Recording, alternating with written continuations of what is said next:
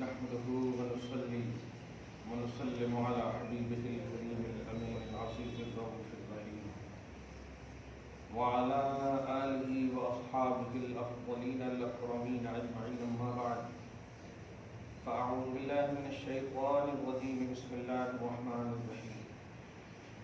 يا بني آدم لا يفتننكم الشيطان كما أخرج أبويكم من الجنة ينزع عنهما لباسهما ليريهما سوآتهما.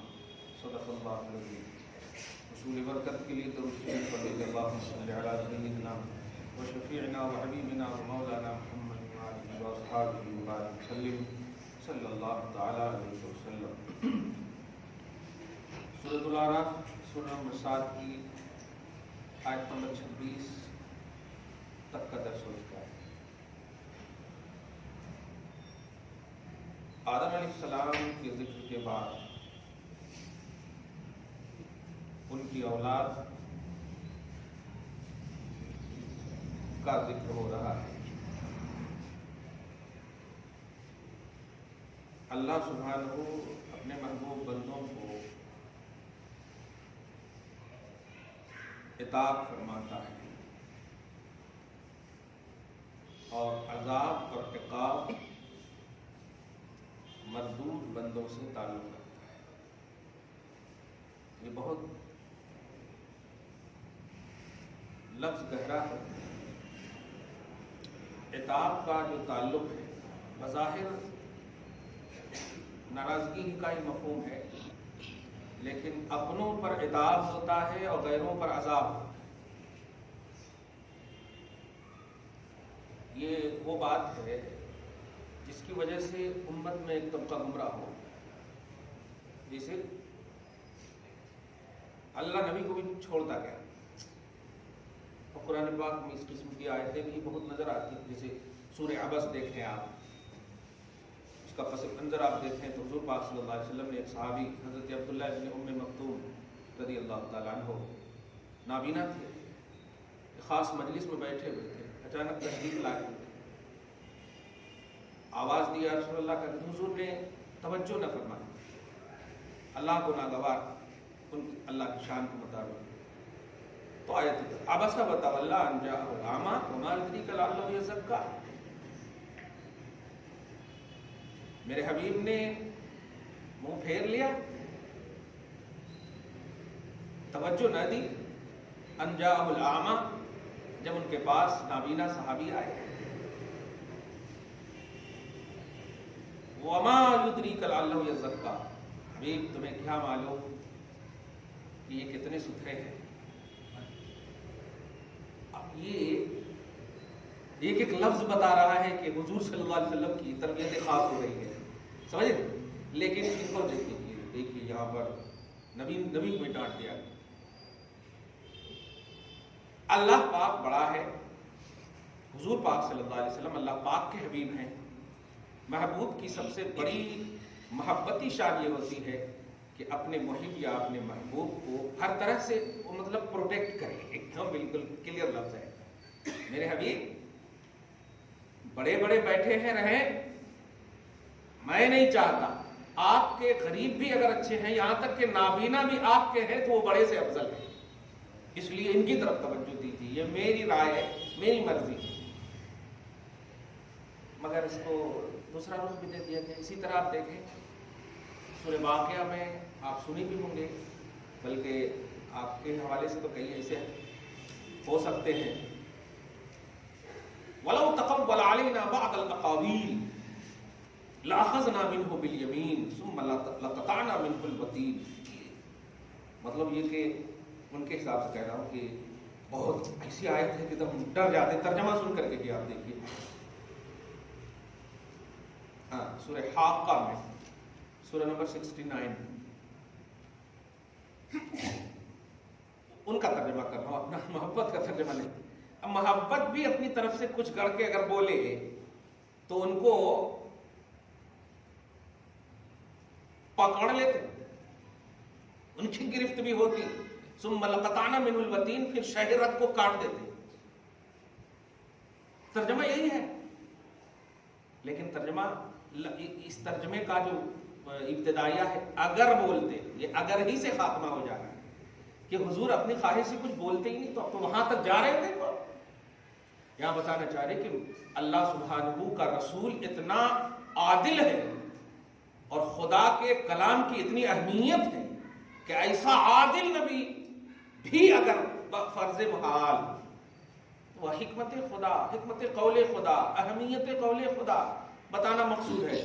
یہاں پر دیکھو محمد کو بھی اللہ تعالیٰ نام دیتا، ہم کیا ہیں یہ کیا، اس طرح کی باتیں نہیں ہونی چاہیے۔ اللہ اپنے محبوبوں پر عتاب فرماتا ہے، عتاب عذاب کو نہیں بولتے، محدودوں پر عذاب ہوتا ہے، یہ بات بڑی اہم ہے۔ اب جو چونکہ حضرت آدم کا معاملہ یہاں پہ اخرجہ ایک لفظ ہے، اس کا محبت کا ترجمہ نہیں کریں گے، آتے ہیں لفظ کا ترجمہ کریں گے تو اس کو ترجمہ یا میننگ کہیں گے، ٹرانسلیشن کہیں گے، لیکن قرآن پاک ٹرانسلیشن یہ عقیدے کی کتاب ہے، یہ ایمان کی کتاب ہے۔ آمنت باللہ و ملائکتہ و کتبہ، ایمان کی کتاب ہے، یہ پڑھنے یا صرف نالج کی کتاب نہیں، ایمان کی کتاب۔ ایمان کہتے تصدیق قلبی کو، دل سے ماننے والی بات ہے۔ جو توحید اور مطلب رسالت کے خلاف بات ہوگی وہ قرآن کی بات نہیں ہو سکتی، قرآن کا تقاضا نہیں ہو سکتا۔ اب یہاں پر ترجمہ، اے اولاد آدم سنو، آدم کو تو میں نے تربیت کر دی، آدم کی تربیت کر دی، تم کو منع کیا تھا یہ کیا وہ کیا، اچھا ٹھیک ہے پورا ہو گیا۔ اب اولاد آدم کی تربیت، لا یفتننکم الشیطان، خبردار شیطان تمہیں فتنے میں نہ ڈال دے۔ مفہوم ابھی واضح نہیں ہوا ہے لیکن لوگ واضح کر دیتے، دیکھو شیطان فتنے میں ڈال سکتا ہے۔ شیطان کو اتنا پاور کیوں دیتے ہیں؟ اللہ پاک ہمیں باخبر کر رہا ہے شیطان تمہیں فتنے میں نہ ڈال دے۔ کما اخرج ابویکم من الجنہ، جیسا کہ تمہارے باپ اور ماں، تمہارے اصلی والدین، ابویکم سمجھ رہے ہیں، اصلی والدین کو لفظی ترجمہ کر رہا ہوں، جنت سے نکالا، جنت سے نکالا۔ نکالنے کی نسبت کس کی طرف ہے؟ شیطان کی طرف ہے۔ شیطان تمہیں فتنے میں نہ ڈال دے جیسا کہ فتنے میں ڈال کر آدم و حوا کو جنت سے نکالا، یہی مفہوم ہوگا، مگر مفہوم یہ نہیں ہو سکتا، ترجمہ یہ ہو سکتا جیسا کہ تمہارے والدین کو بھی اپنی دو میں لا کر کے، اپنے فریم میں لا کر کے بتقاضۂ بشری جنت سے نکلنے کا سبب بنا، یہ ترجمہ ہوگا۔ نکالنے کی نسبت کر ہی نہیں سکتی، اتنی کیسے ہمت ہوگی کہ محبوب خدا کو جب وہ خود کہہ رہا کہ تیرے مخلص بندوں پر میرا داؤ نہیں چلے گا، اور آدم کے بعد ہی ولیاں ہیں، آدم نہیں ہوتے تو لوگ کہاں سے ہوتے؟ سب سے بڑے اصل الاولیاء تو وہی ہوں گے نا، محبوبان الہ جتنے بھی ہوں گے، خیر۔ مگر اخرج، اخراج، نکالنا، جیسا کہ تمہیں نکالا، تمہارے باپ کو، والدین کو نکالا جنت سے، ینزع عنہما، اس حال میں کہ ان سے ان کے لباس اترے، یا اترنے لگے یا اتار دیے ان کے لباس، تاکہ وہ اپنی شرم کی چیزیں دیکھ سکیں۔ جانتے ہیں تفسیر کبیر کہتی ہے اس کا مطلب ہے کہ حضرت آدم اور حضرت حوا اس سے پہلے اپنی جسم کو دیکھے نہیں تھے، اتنے مگن تھے جنت کے انعامات میں، اس وجہ سے لباس اترے کہ اپنے جسم کو دیکھیں، اپنی جسم کی چیزیں، اپنے شرم کی چیزوں کو دیکھیں۔ کمال ہے۔ تو جنت میں اللہ پاک نے ایسے ایسے انعامات رکھے ہیں کہ انسان خود گم ہو جائے گا جنت کے انعامات سے۔ اب جو عقیدے کی بات آ رہی ہے، دیکھیے، انہو یراکم ہوا وقبیلہ، سنو، یہ اور ان کی ذریت تمہیں ایسا دیکھتی، یہ اور ان کی ذریت ایسا اس طرح وہاں سے دیکھتے ہیں، لا ترونہم، کہ تم انہیں نہیں دیکھ سکتے۔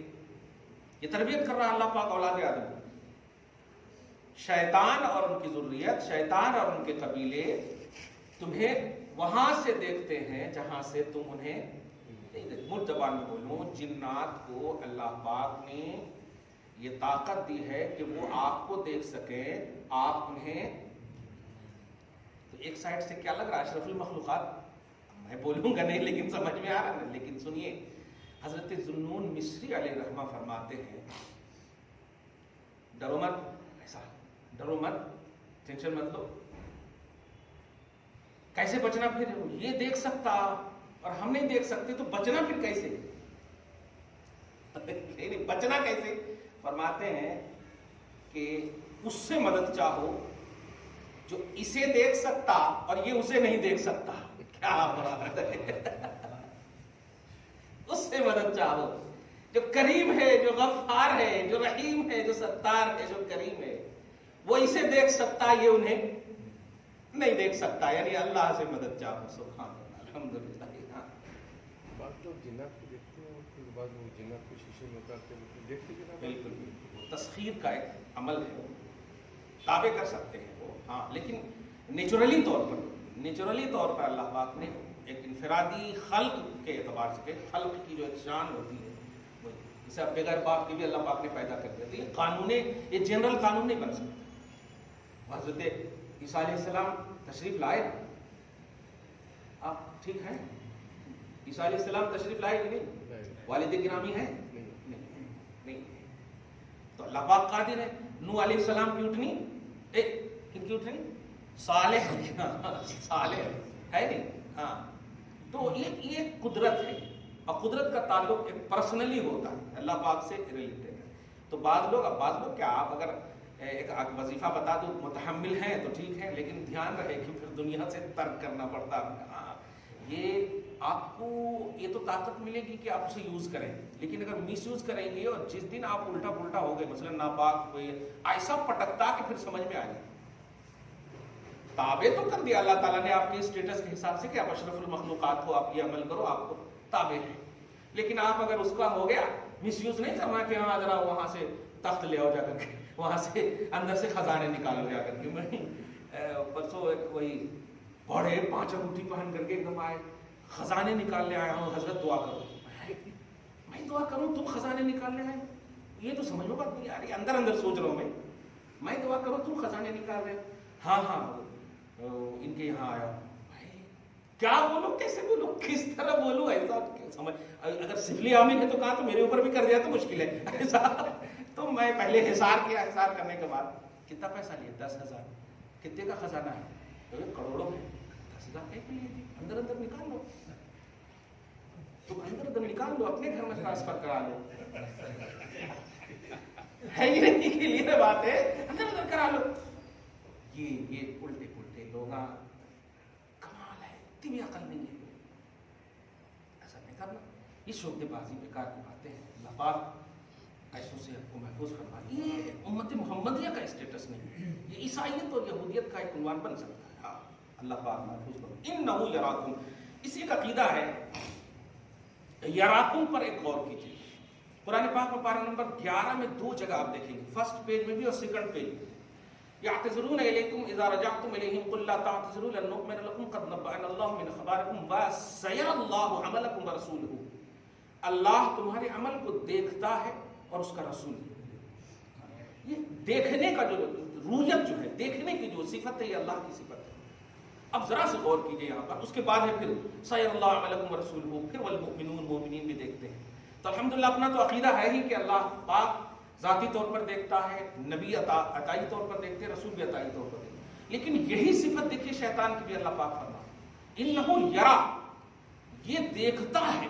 اور یہی نہیں، ان کی ذریت بھی دیکھتی ہے، ان کی ذریت بھی دیکھتی. اب اس سے اتنا خالص عقیدہ اہل سنت و جماعت کا شفاف عقیدہ ملتا ہے کہ جو اللہ اپنی صفت شیطان کو دے سکتا ہے. اس لفظ پہ غور کیجیے گا، اپنی صفت شیطان کو دے سکتا، سوچو حبیب رحمان کو کیسا دیا ہوگا، اپنے محبوبوں کو کیسا دیا ہوگا. سمجھ رہے نا، اپنی مردود ہے نا. یہ دیکھتا ہے وہاں سے جہاں سے تم نہیں دیکھ سکتے. دیکھا آپ نے، جہاں سے تم نہیں، لا ترونہم، تم نہیں دیکھ سکتے. اتنا کلیئر عقیدہ توحید ہے یار. اتنا مجبور کر دیا ہے اللہ پاک کو ان لوگوں نے. نہیں کچھ نہیں دے سکتا، نہیں ایسا لگتا خرید لیا اللہ تبارک تعالیٰ، کچھ دے ہی نہیں سکتا، اس کو دے ہی نہیں سکتا وہ اللہ سبحانہ. کیا بات ہے، خالی تجوید کے لیے اللہ ہے، غلط کے لیے اللہ پاک ہے. یہ مس یوز ہے توحید کے بعد. اللہ ہم سب کی حفاظت فرمائے. اور سنیے، انا جعلنا الشیاطین اولیاء للذین لا یؤمنون، بے شک ہم نے شیطانوں کو ان لوگوں کا دوست بنایا ہے جو بے ایمان ہے. کلیئر کر دیا. جو ایمان رکھے گا اس کا دوست شیطان ہو ہی نہیں سکتا، اور جو ایماندار ہے وہ رحمان کا دوست ہے. کیا بات، وہ رحمان کا دوست ہے. اس سلسلے میں ابن تیمیہ پر میں کچھ تو بھیجوں گا نہیں، لیکن ابن تیمیہ کی اس کتاب کا ذکر کر رہا ہوں. اس نے ایک کتاب لکھی ہے الفرقان بین اولیاء الرحمن و اولیاء الشیطان. عربی میں ہے وہ، الفرقان بین اولیاء الرحمن و اولیاء الشیطان لکھ تو دیا، اور بات صحیح لکھا لیکن خود اللہ بچائے. بس آگے دیکھیے وَإِذَا فَعَلُوا فَاحِشَةً قَالُوا وَجَدْنَا عَلَيْهَا آبَاءَنَا. اور جب یہ لوگ یعنی شیطان یا شیطانی گروہ، اللہ بہت یعنی آج اگر مخلوق میں جس طرح سے یہ ہے کہ شدت اگر ذرا سی ہو، سختی ذرا سی ہو، تو پھر اس سختی اور شدت کو ایک نگیٹو ایسا روپ دے دیا گیا ہے جیسے کہ لگتا ہے کہ بس وہ شدت پسند وہ نہیں ہے، اس پر فتوے لگانے والے اس سے زیادہ شدت پسند نظر آ رہے ہیں کہ کیوں اتنی شدت کر رہے ہیں یار. شدت سے شدت پسندوں کا رد ہو رہا ہے.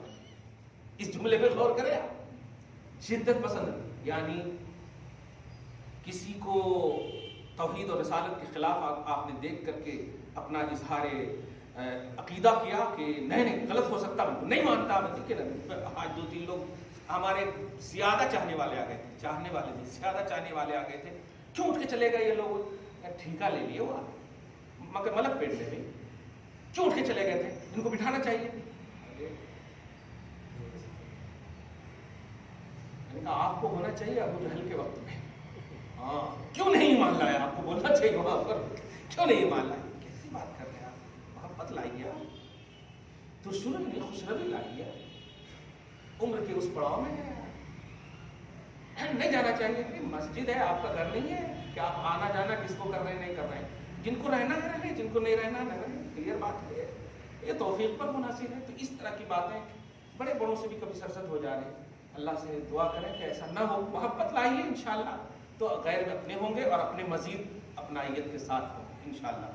وَإِذَا فَعَلُوا فَاحِشَةً. جب ان ظالموں سے، ان شیطانوں سے، توحید مطلب شرک کرنے والوں سے، بت پرستوں سے کوئی غلطی ہو جائے. اب ان سے کیا غلطی ہوتی ہے؟ سب شرک ہوگا یا بت پرستی ہوگی یا اس سے ریلیٹڈ. سب سے بڑی تفسیر جو کی ہے ابن کثیر وغیرہ نے کہ مکہ معظمہ کا یہ لوگ طواف ننگا کرتے تھے. آپ بتائیے کیسی عبادت ہے لوگ. کبھی کبھی یہ لوگ جب پیشاب پیتے ہیں نا تو ایک دم مجھے مکہ یاد آ جاتا ہے. ان لوگوں پر کیا ہے تو کچھ نہیں ہے، مکہ یاد آ جاتا ہے. کیونکہ برائیوں کو کلچر سمجھنا، نجاست کو مذہب سمجھنا، ناپاکی کو عبادت سمجھنا، یہ تو عرب کا دستور تھا. حضور کے جاہلیت کو رسول پاک صلی اللہ علیہ وسلم نے کیوں فرمایا رسوم الجاہلیت تحت قدمی، کہ جاہلیت کے سارے رسم و رواج میرے قدم کے نیچے ختم. یعنی تم آج کے حساب سے توبہ توبہ توبہ ذکر نہ کرو، یہ ہے مفہوم. وہ عربی میں تو آقا بول دیے، لیکن آج کا مفہوم یہ ہوگا توبہ توبہ توبہ ذکر نہ کرو. یہ تو وہ مذہب، عبادت، کلچر آج بھی یہی دیکھیے. فخر ارے اس کے تو فائدے بتائے جا رہے ہیں. میرے آقا صلی اللہ علیہ وسلم کے جملے پر قربان جائے. آقا فرماتے لا شفاء فی الداء الخبیث.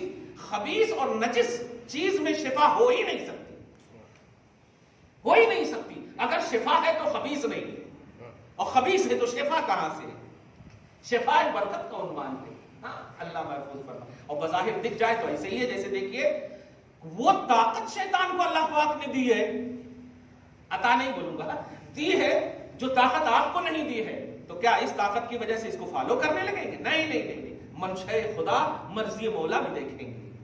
یہاں محبوبوں کو جو دیتا ہے اللہ وہ اپنی مرضی سے دیتا ہے، اور مردودوں کو جو دیتا ہے وہ منشا اور ارادہ سے دیتا ہے، جسے ڈھیل اور توفیق کا بھی کنسیپٹ بول سکتے ہیں. اپنوں کو توفیق دیتا ہے اور غیروں کو ڈھیل دیتا ہے، یا مد جس کو بولتے ہیں. تو جو لوگ گناہ کرتے ہیں اس وقت کی بات ہے. دیکھیں شیطان یا بت پرست، بت پرستی کرتے تو کہتے ہیں، ان سے پوچھا جائے یہ کیوں کر رہے ہو؟ نبی علیہ الصلوۃ والسلام یہ کیوں کر رہے ہیں؟ قالوا وجدنا علیہا آباءنا واللہ امرنا بها. اما یہاں تک تو ٹھیک ہے کہ ہم نے اپنے باپ دادا کو اس پر کرتے ہوئے پایا ہے، اس لیے ہم کر لیتے آ رہے ہیں، کر لیتے آ رہے ہیں. واللہ امرنا بها، یہ یہاں پر جھوٹ پر جھوٹ دیکھیے. اور اللہ نے بھی ہمیں کرنے کا حکم دیا ہے. باپ دادا کے کرنے کو اللہ کی دلیل بنا. میرے باپ دادا بھی ہمارے صحیح تھے، کیوں؟ اس لیے کہ اللہ پاک نے ان کو کہا اور باپ دادا نے ہم کو کہا، اس لیے ہم بھی صحیح ہیں. اللہ نے کہا تو اللہ پاک فرماتا حبیب مکرم مسکراتے ہوئے کہہ دیجئے، یہ مسکراہٹ میں بھی آپ کا جلال ہے. قل ان اللہ لا یامر بالفحشاء. بے وقوف، برائیوں کا حکم اللہ دے گا. ننگے طواف کر رہے ہو اور کہہ رہے ہو باپ دادا کو دیکھے. یہاں تک ٹھیک ہے, بولو باپ دادا کو دیکھے, بس یہ اللہ کو حکم دیا, یہ بہت بڑی بیوقوفی ہے. لا یامر بالفحشاء, اللہ تعالیٰ برائیوں کا حکم نہیں دے سکتا. قل امر اتقولون علی اللہ ما لا تعلمون, تم وہ کہہ رہے ہو اللہ پر جس کا تمہیں خود علم نہیں, جھوٹ باندھ رہے ہو اللہ پر. قل امر ربی بالقسط, حبیب مکرم کہیے میرا رب تو عدل کا حکم دیتا ہے, انصاف کا حکم دیتا ہے. واقیموا وجوہکم عند کل مسجد, اور ہر سجدہ گاہ کی طرف, ہر سجدہ کے وقت جو ہے اپنے چہروں کو اس کی طرف ہی رکھنا, اٹریکٹ اس کی طرف ہی متوجہ رکھنا, اس کا حکم دے رہا ہے. وَادْعُوهُ مُخْلِصِينَ لَهُ الدِّينَ, اور خالص اسی کے بندے ہو کر کے عبادت کرنا, اس کا حکم دیتا ہے. کما بدأکم تعودون, ایسا جب سے تم کو آغاز کیا, یا سنو جیسے تم کو آغاز کیا ویسے ہی تم کو لوٹائے گا. یہ بیچ میں تم گڑبڑ کر رہے ہو, تمہاری ابتدا بھی ویسے ہی ہے, تمہاری انتہا بھی ویسے ہی ہوگی. بیچ میں جو کرو گے اسی بیس پر انتہا کا وہ ہوگا, جزا اور ثواب کا عنوان ہوگا.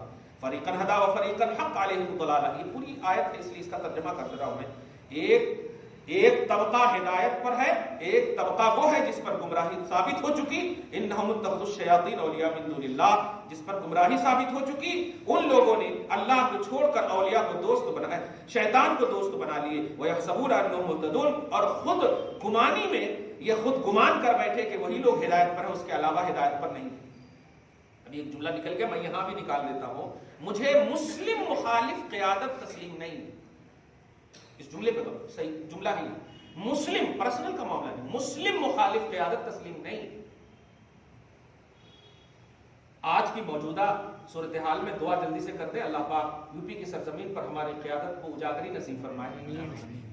مسلم مخالف قیادت ہمیں تسلیم نہیں, چاہے وہ کوئی بھی, اس میں کسی طبقے کا عنوان نہیں. مسلم مخالف قیادت, کیوں؟ اس لیے کہ مذہب کا نام ہی نہیں ہے یا سیاست اور قیادت. جمہوری ملک میں مذہب کا عنوان ہی نہیں آنا چاہیے, اس لیے مسلم یا کافر یہ قیادت میں آنا ہی نہیں چاہیے. مگر ہم کہتے ہیں کہ مسلم مخالف قیادت ہمیں تسلیم نہیں ہے. جو بھی ہمارے شاعر اسلام علامات اسلام کی علامتوں کی مسماری کی بات کریں گے, ہم اس کو تسلیم نہیں کریں گے. اور یہ انڈیا کی کیا بات ہے, صبح قیامت تک تسلیم نہیں کریں گے, چاہے کہیں بھی رہیں. کلیئر بات ہے. آگے دیکھیں آخری آیت, یا بنی آدم خذوا زینتکم عند کل مسجد. اس آیت سے بھی وہ بات ثابت ہوتی ہے کہ جب تم دنیا میں کسی اچھے کے پاس جاتے ہو تم سچ سنور کر جاتے ہو, اچھے کے پاس. سنو اے اولاد آدم, ایک انفرادی جملہ کہہ رہا تھا, زینت کو پکڑ کر جاؤ عند کل مسجد, ہر مسجد کے پاس. لفظی ترجمہ یہ ہے, مراد یہ ہے بارگاہ خدا بندی میں آؤ تو جس طرح میں نے ظاہر کو صاف کرنے کے لیے پاک رکھا, ناپاکی آ جائے, حد سے لاحق ہو جائے, وضو ٹوٹ جائے تو پھر وضو کرو. تو اہتمامی صلات کے لیے کتنا پروسیس رکھا میں نے, کتنی تفصیلیں رکھی ہیں میں نے کہ پاک ہونے کے باوجود اگر وضو ٹوٹ جائے تو وضو کرو. تو ایسے ہی سوچو, جب ظاہری طور پر یہ حکم ہے میرا تو کیسے تم آ سکتے ہو. اسی سے میں نے ایک رائفل کی سرزمین پر وہ بچہ اب تک یاد آ رہا ہے, ایک جملہ کہا تھا, ٹی شرٹ پہن کر مت آیا کرو مسجد, اس لیے کہ تم بتاؤ اگر کسی آفیسر کے پاس جاؤ گے تو کیا یہی پہن کر جاؤ گے؟ نہیں, پورا کوٹ ٹائی یہ ساری چیزیں ہیں نا. کیوں؟ اس کی بنیاد پر نا اللہ پاک احکم الحاکمین ہے, اللہ پاک احکم الحاکمین ہے. اور قرآن کہتا ہے کہ مسجد میں آؤ تو اپنی زینت کی انتہا کر دو. یا بنی آدم خذوا زینتکم, یہ لفظ پر غور کریں, زینتکم ہی کا لفظ, اپنی زینت کو پکڑ لو. اور اگر ٹی شرٹ ہی اونلی تمہاری زینت ہے تو پھر ٹھیک ہے آؤ. اور ہو ہی نہیں سکتا مسلمان کی ٹی شرٹ صرف زینت. حیدرآباد میں تو ماشاءاللہ شادی میں الگ پہنتے ہیں اور ولیمہ میں الگ پہنتے ہیں, حالانکہ کپڑے ہی ہیں دونوں لیکن الگ پہنتے ہیں. میں ہی سوچتا ہوں کبھی کبھی نہیں مجھے مفتی صاحب نے دونوں معاف کر دیں گے, ایسے پہن کے چلا جاتا ہوں. لیکن کبھی کبھی لحاظ کر لیتا ہوں ٹھنڈیوں میں, ہے کہ نہیں. تو یہ لحاظ کرنا یہ ہے اسٹیٹس. اسی لیے میں نے جملہ کہا تھا کبھی کہ کپڑے اتنے اچھے ہیں کہ زکات کی رقم کو اگر دیکھیں تو 2500, کپڑے کو دیکھیں تو لاکھوں روپے کے کپڑے موجود ہیں. مگر اللہ پاک بھی زینت کو پسند فرماتا. یہ ہے اسٹیٹس آپ, اللہ پاک پسند فرماتا اپنی زینت کی انتہا کر دو ہر مسجد کے پاس. اور سنو وَكُلُوا, کھاؤ نا, وَاشْرَبُوا, پیو نا, وَلَا تُسْرِفُوا, بس ایک کنڈیشن میں اتنا مت کھا لو کہ پھر تم کو کھانے لگے وہ کھانا. کیا بات ہے, اللہ پاک کتنا آپ کا لحاظ فرما رہا ہے, فزیکلی طور پر بھی اور مینٹلی طور پر بھی. دیکھ رہے ہیں نا کیا بات ہے, کھاؤ پیو ولا تسرفو, فضول خرچ نہیں کرنا. یہ مستقل ایک آیت ہو سکتی تھی ولیمہ اور نکاح وغیرہ میں, جو اللہ بچائے. گھر میں ہم کھاتے تو ایک بوٹی میں ہم پورے کھانا کھا لیتے, اور ولیمہ میں دیکھیے تو ذرا سی ٹھنڈا ہو جائے تو ایک گرم لاؤ جی. ایسا نہیں کرنا کبھی بھی, اس کو دھیان میں رکھیے, کیونکہ آپ داعی نہیں مدعو ہیں. مدعو جتنا آپ کے پاس آ جائے اسی کے آپ مالک ہیں.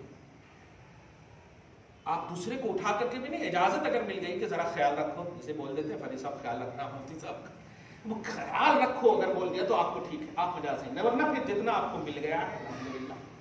یہ خدا کرے داعی اور مدعو دونوں کا یہ تصور ہو جائے. لیکن یہ فضول خرچی میں یہ بھی ہے کہ بلا اجازت, نبی تو صحیح ابو داؤد شریف کی حدیث ہے, جو بغیر دعوت کی صورت یہ بھی ہے, جو بغیر دعوت کے کھانے کی کوشش کرے گا, کھائے گا تو ڈاکو بن کر, بھاگے گا تو چور بن کر. مطلب ڈاکو کی سزا ملے گی یا چور کی سزا ملے گی. اللہ ہم سب کو محفوظ فرمائے. ہاں, انہ لا یحب المسرفین. دیکھو کھانے پینے سب کہہ دیا, زینت کی بات بھی دے دیا, فضول خرچی کرو گے تو میرے محبوب نہیں بنو گے. کیا ترجمہ ہے کر دے, لا یحب المسرفین, میں اسراف پسند کو, ہاں اسراف پسندی قبول نہیں کرتا. چلیے کچھ پوچھیں, ہوتا ہے اچھا کھانے اور اچھے کپڑے پہننے کی ذات ہے. ہاں سبحان اللہ, اچھا پہنے الحمدللہ. بولتے نا اسلام میں سیدھا سادہ کھانا اور سادگی سے کپڑے بھی. ہم کہاں کہہ رہے ہیں کہ ٹیڑھا کھائیے, سیدھا سادہ ہی کھائیے, اچھا کھائیے. اب آپ کو ڈاکٹر نے کہہ دیا کہ مثلا شوگر پیشنٹ ہے تو یہ نہ کھائیے, تو آپ مان لیتے ہیں. اچھے اور سیدھا سادہ سے مراد ہیلدی, مفید, نقصان دہ نہیں, نافع, نفع ہوا, نقصان دہ نہیں. آپ دیکھیں نا, سود میں بھی بظاہر فائدہ ہی نظر آتا ہے نا, فائدہ ہی نظر آ رہا ہے, اور بغیر سود کے ذریعے جو آپ تجارت کر رہے ہیں اس میں بھی فائدہ ہی نظر آ رہا ہے. تو دونوں میں فائدہ ہی, ایک نقصان دہ ہے اور ایک فائدہ ہے, مفید ہے, مگر بظاہر دونوں تو وہی 15,000 دکھ رہے ہیں. تو یہ فائدہ اور نقصان سے مراد شریعت جو کہہ رہی ہے آپ کے لیے جو مفید ہے. ذہنی طور پر بھی ایک جملہ تو آج کل ہر جگہ نکل رہا ہے کہ آپ نے اگر غلط کھایا کچھ بھی اور اس سے گوشت بن گیا تو منہ پر تو تالے لگ جائیں گے. ایسے ہی اللہ پاک جب کھڑا کرے گا تو سوچ لیجیے جو گوشت بنا ہے وہ کہے گا کہ یہ سود کا پیسہ ہے, میں یہ گوشت ہوں اس کا ضرور, لیکن حلالی گوشت نہیں ہوں مولا. اب آپ کیا کر سکتے ہیں, اور یہ جواب دے گا انتق اللہ انتق کل شیء, قرآن پاک میں پارہ نمبر 24 میں. ہر چیز کو میں بولی کی اجازت دے دوں گا, ہر چیز کو, جن کو بولنے کی اجازت نہیں تھی اس کو بھی دے دوں گا میں. اس سے ہمیں آپ کو بچنا چاہیے. کمانڈیڈ, دیکھیے شریعت جو ہے کمانڈیڈ ہے. اگر آپ کو بھروسہ یقین ہے تبھی, اسی لیے تو دعوت آپ کی سنت مستحبہ ہے, فرض و واجب نہیں ہے. پھر بھی ہم تو یہی فتویٰ دیتے ہیں کہ جہاں آپ کو کھانے پینے میں شکوک و شبہات ہو تو وہاں آپ تدبیراً جھوٹ جسے کہتے ہیں, وہ جھوٹ نہیں ہے, مصلحت آمیزی, پیٹ میں درد ہے, سر میں درد ہے, کچھ بہانے آپ کرتے ہیں. ہاں مطلب مصلحت آمیزی جس کو آپ کہتے ہیں شریعت میں, جھوٹ کا جملہ نہیں بولے, مصلحت آمیزی اجازت ہے, اس لیے کہ بھائی وہ بننے والا آپ کا ہے. کلیئر بات ہے. جیسے زبردستی لوگ کرتے ہیں نا, تو میں یہ بولتا ہوں اگر تو ہضم کر سکتا ہے تو ڈال, ہضم میرے کو کرنا ہے, زبردستی نہیں کو ڈال. کلیئر بات ہے. اس لیے کھانا جواب دینا یہ آپ کا مسئلہ ہے, تو آپ کو تقویٰ لینا ہوگا, آپ کو پرہیزگاری نہیں ہے. اللہ تعالیٰ آپ کو ہم سب کو سلامت رکھے, شاد رکھے, آباد رکھے. آج کی اس خصوصی درس کو قبول فرمائے.